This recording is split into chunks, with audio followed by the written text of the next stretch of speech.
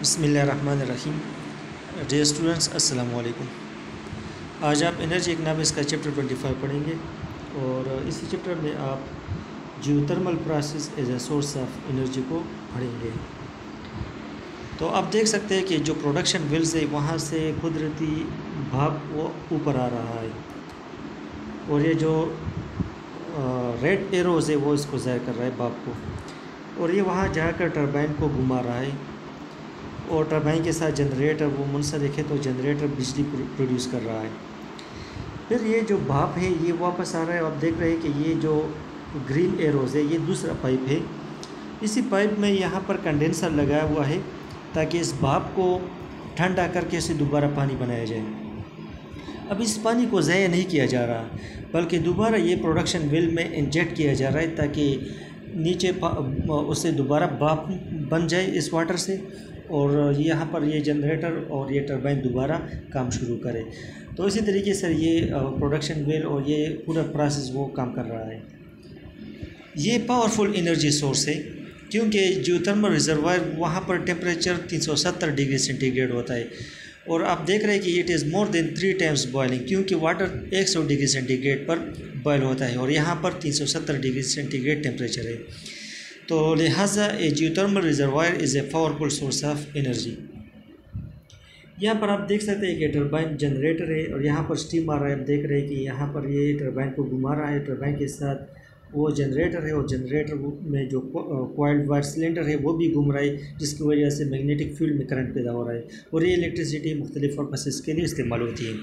तो production size well, अच्छा इसमें एक बात है कि जो प्रोडक्शन साइज वेल्स है ये कुआं कूदने के लिए लार्ज ड्रिल रिग्स, ये मशीनें होती है ड्रिलिंग मशीन, ये दरकार होती है और इस पर जो खर्च आता है वो $1 मिलियन से ज़्यादा आता है।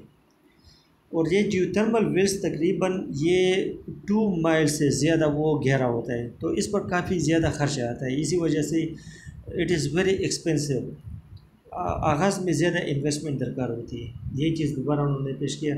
और यूएस जियोथर्मल पोटेंशियल आप देख सकते हैं कि कितना अमेरिका वो जियोथर्मल एनर्जी से इलेक्ट्रिसिटी प्रोड्यूस कर सकता है। इसके क्या फ़वाइद है? एक तो सबसे बड़ा फ़ायदा ये है कि ये clean and safe energy provide करता है क्योंकि इससे पोल्यूशन पैदा नहीं होती, और दूसरी बात है कि ये रिन्यूएबल है, सस्टेनेबल है क्योंकि ये ज़ाया नहीं होता, ये सस्टेनेबल है और मौजूदा नस्ल की और आने वाली नस्ल की ज़रूरत को पूरा कर सकता है बिजली की। तीसरा ये कि ये मुसलसल बिजली पैदा करता है और ये रिलायबल है क्योंकि जो रिजर्वायर्स है वहाँ पर तो हीट है और ये हीट कंटिन्यूसली वो स्टीम प्रोवाइड कर रहा है जनरेटर को, टरबाइन को, और इसी तरह जनरेटर और वो बिजली पैदा कर रहा है कंटिन्यूसली।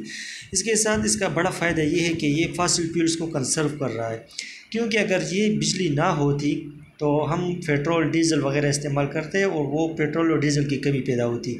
तो लिहाजा ये डाइवर्सिटी इन एनर्जी सोर्सेज को कंट्रीब्यूट करता है। हमारे जो एनर्जी सोर्सेज है जिसमें बायोपास है, जिसमें सोलर एनर्जी है, जिसमें हाइड्रो पावर है, इसी तरह विंड पावर है, टाइडल एनर्जी है, तो इसमें एक जियोथर्मल एनर्जी भी है। तो ये हमारे एनर्जी रिसोर्सेज को डाइवर्सिफाई करता है।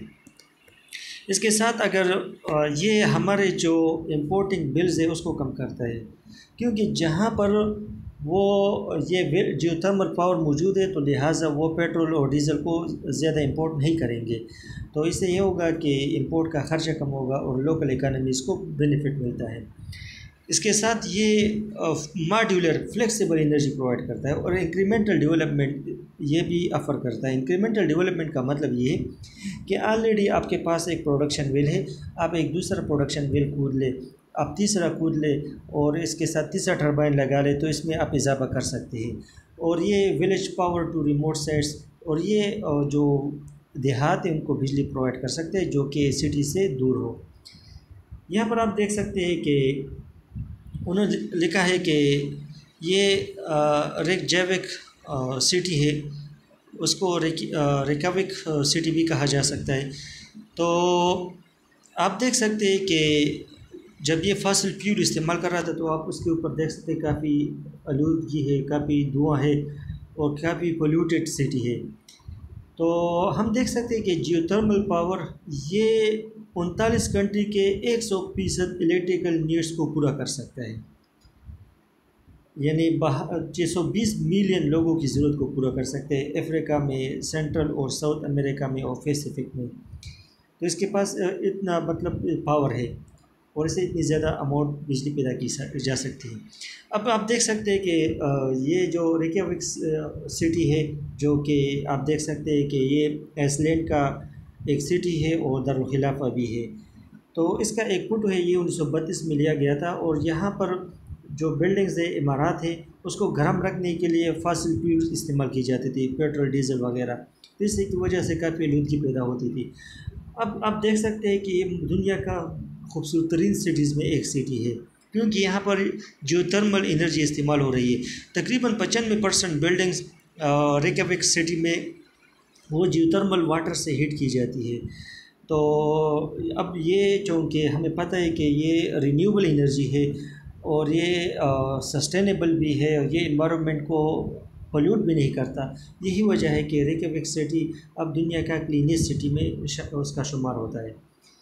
अब टाइडल एनर्जी ये भी ओल्डेस्ट फॉर्म ऑफ एनर्जी है जो कि इंसान इस्तेमाल कर रहा है। तकरीबन 770 ईस्वी के बाद स्पेन, फ्रांसीसी और बरतानवी के जो सही इलाका जात थे, वहाँ पर टाइड मिल्स थे, क्योंकि ये जो टाइड्स आते थे तो उसके साथ जो है ना उन्होंने चक्कियाँ बनाई थी और उनमें वो गंदम को पीसा जाता था, उससे आटा बनाया जाता था।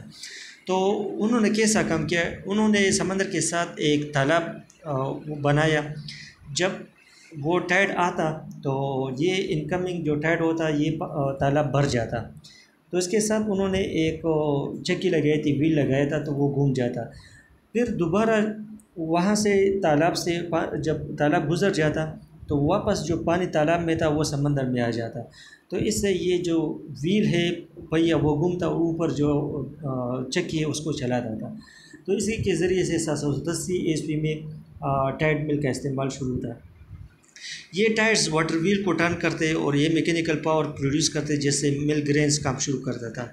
अब भी न्यूयॉर्क में ये मौजूद है और 20वीं सदी तक ये अच्छी तरह काम कर रहा था। टाइडल और करंट स्ट्रीम जो कि ये किस तरह पैदा होती है, ये सोलर एनर्जी की वजह से और चांद की ग्रेविटेशनल फोर्स की वजह से ये टाइड्स पैदा होती है। तो upon the surface of the planet, और ये आपने माशरती उलूम में पढ़ा था या आपने जोग्राफिया में भी ये पढ़ा था।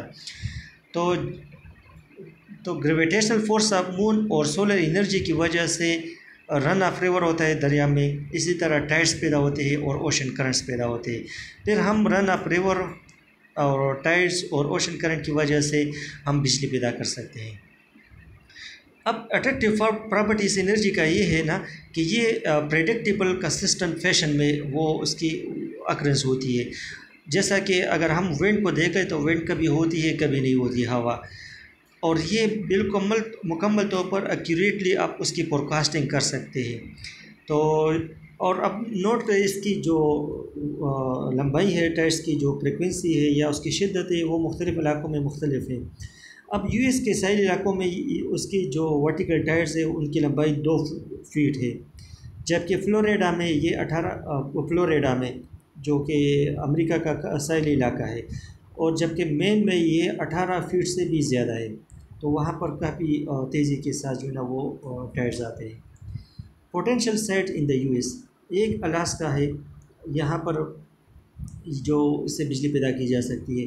इसी तरह बे ऑफ फंड है जो कि यूएस कैनेडियन बॉर्डर है अमेरिका और कनाडा का, और ये अमेरिका के जो शमाल मशरक़ी साहिल है वहाँ पर है, और ये मोस्ट फेवरेबल साइट है वर्ल्ड में। तकरीबन ये 30,000 मेगावाट बिजली पैदा कर सकता है और अमेरिका के जो पूरी तवानाई का जो आधा हिस्सा है उसको पूरा कर सकते हैं बिजली का। तो अब यहाँ पर एक डेमोन्स्ट्रेशन प्लांट लगाया गया है जो कि 20 वाट बिजली पैदा कर रहा है। ये सिर्फ ये ज़ाहिर कर रहा है कि इसमें काफ़ी पोटेंशियल मौजूद है और ये 30,000 मेगावाट बिजली पैदा कर सकते हैं। इस तरह न्यू इंग्लैंड में एक इलाका है, वहाँ पर भी उन्होंने वो टरबाइन लगाया है और वो बिजली पैदा कर रहा है। आप ये देख सकते हैं कि ये टाइडल बैराज है और इसमें टरबाइन लगा हुआ है और यहाँ बिजली पैदा की जा रही है। असल में बैराज ये होता है कि उन्होंने समंदर में एक दीवार लगाई है, वहाँ पर जो ओशन करंट्स आते हैं तो इसके अंदर उन्होंने जो टरबाइंस है वो लगाए हुए हैं। तो ओशन जो करंट्स आते हैं या टाइड्स आते हैं उसकी वजह से ये टरबाइंस घूमते हैं और बिजली पैदा करते हैं।